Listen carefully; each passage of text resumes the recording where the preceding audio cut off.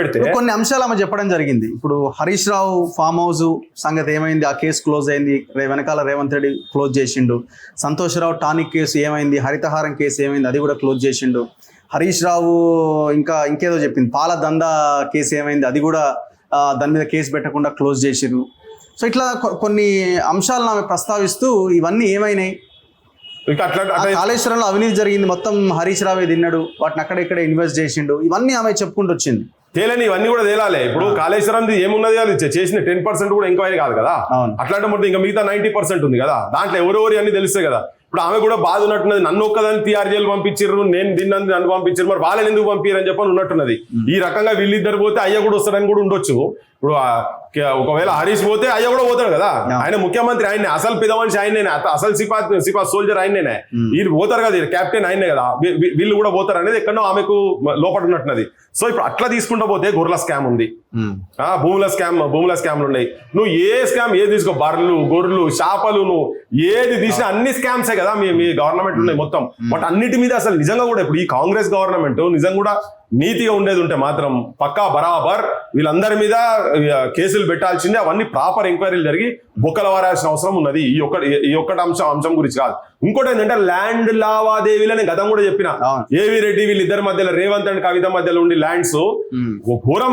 మీరు ఇటు సైడ్ పోతే ఎయిర్పోర్ట్ దాటిన తర్వాత మహేశ్వరం ఆ బెల్ట్ లో పోతే అక్కడ భూదాన్ భూములు కావచ్చు, చాలా భూములను వీళ్ళ పేర్ల మీద వీళ్ళిద్దరు వాటాలు ఉన్నాయి, పార్ట్నర్షిప్లు ఉన్నాయి. అట్లా ఎవరితోనైనా ఇండివిజువల్ పార్ట్నర్షిప్ ఉండొచ్చు కదా, ఇప్పటికీ కూడా నడుస్తున్నాయి అవి.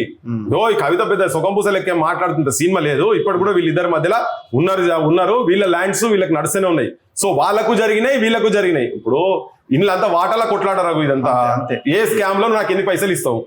ఇప్పుడు నిన్న కాళేశ్వరం ఉంది, 2 సంవత్సరాలు దీన్ని అంతా నాశనం పట్టించి ఇప్పుడు ఆఖరికి చేసి ఇది కేసు అవుతుందా కాదా అనే కాడికి ఒక డౌట్ తీసుకొచ్చి పెట్టారు కదా. కేసులు పెట్టి ఫస్ట్ బొక్కల వారేసి ప్రతి ఒక్కరిని ఎక్కడెక్కడ ఏమేమి చేసిన కూర్చోబెట్టారు కదా.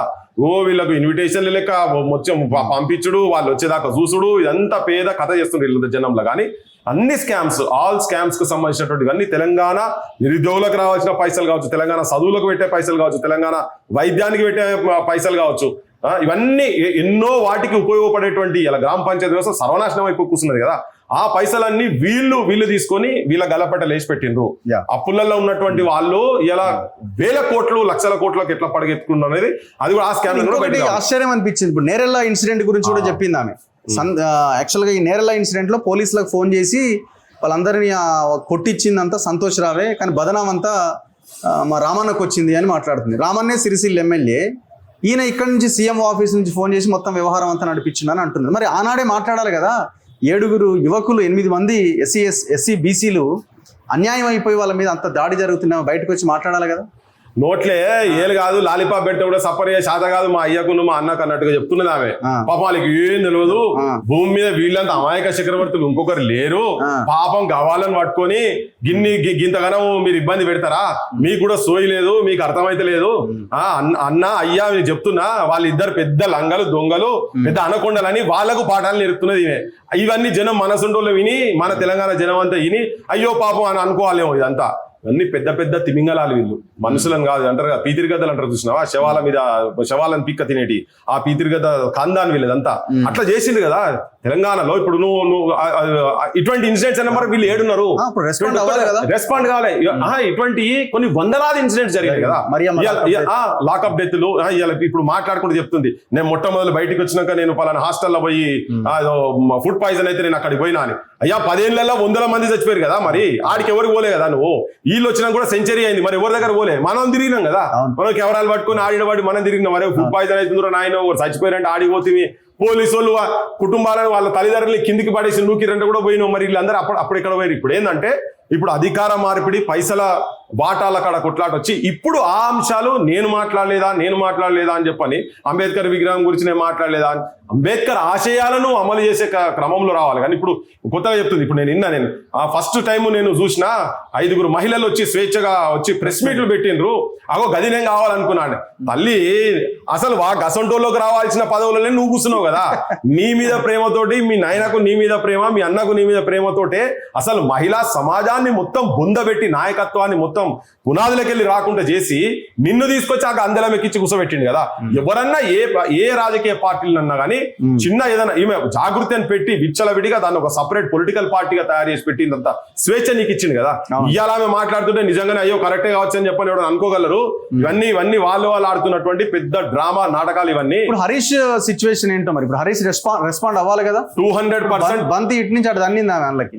200% వాళ్ళు కూడా రెస్పాండ్ కావాలి బరాబర్. ఇప్పుడు మేమే చెప్తున్నాం కదా, కవితది కూడా ఆయన బయట పెట్టాలి బరాబర్ మరి కవిత బయట పెట్టాలి. ప్రజలకు వాస్తవాలు ఏంటో తెలియదు కదా. ఇప్పుడు సంతోష్ హరీష్ అయితే దోషులుగా నిలబడ్డారు. మాకు తెలిసిన ముచ్చట ఏంటంటే ఆయన కేసీఆర్ ఎంబడి మొదటి నుంచి ఉన్నారు. మీరు అమెరికా పోయినా కానీ పార్టీ పెట్టక ముందు నుంచి కూడా మేమైతే చూసినాం హరీష్ ను చూసినాం.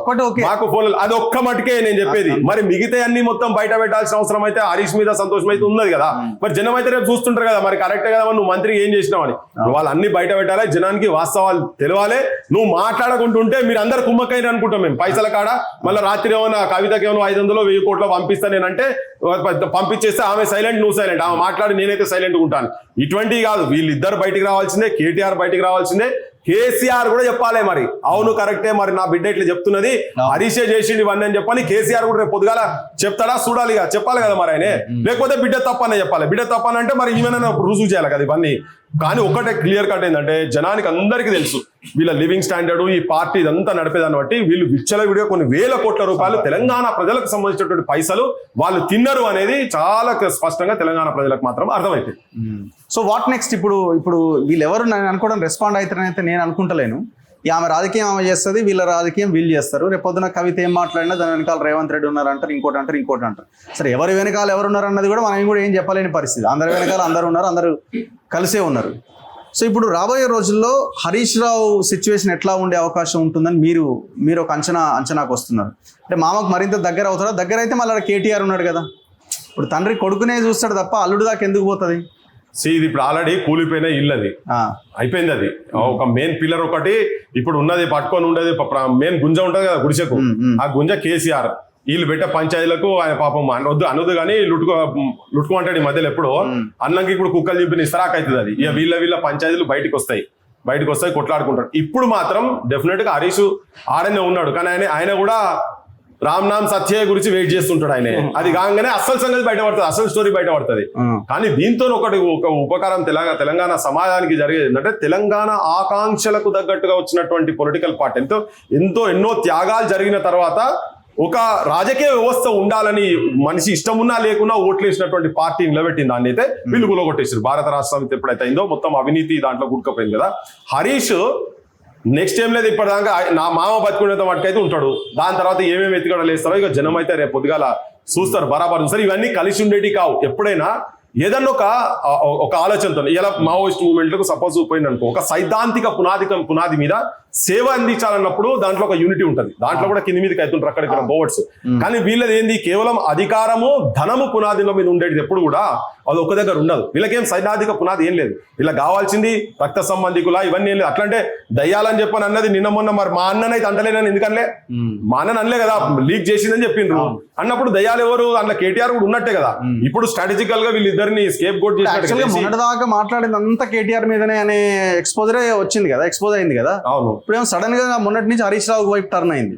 ఇప్పుడు మళ్ళీ కేటీఆర్ ని ఏదో మా అన్న రామన్న అనుకుంటే మాట్లాడుతున్నారు. ఇప్పుడు ఎందుకు అది ఎక్స్ట్రీమ్ పోయేందుకు రీజన్ ఏంటంటే ఇప్పుడు అన్నిటికన్నా బంధం ఏముంటుంది, అన్నా చెల్లెళ్ళ బంధము, తమ్ముడు అక్క బంధం ఏముంటుంది, రాఖీ పండుగకే కట్టించుకోకుండా పోయిందంటే నువ్వు టార్గెట్ ఎవరిని చేసినట్టు ఇది జనానికి అర్థం కాదు. ఆయన కూడా తెలుసు కదా.